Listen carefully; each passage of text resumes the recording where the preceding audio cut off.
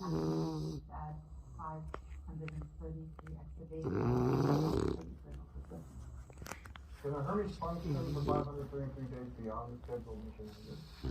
Supposed to last the full every mission, so technically it's only half a good one then. But if something goes wrong, Then we lose the crew.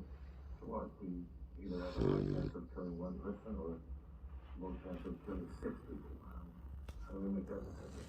We don't have to make it. Either. Come on, lose the crew. Still have a chance to bring 5 astronauts home safe and sound, not risking their lives.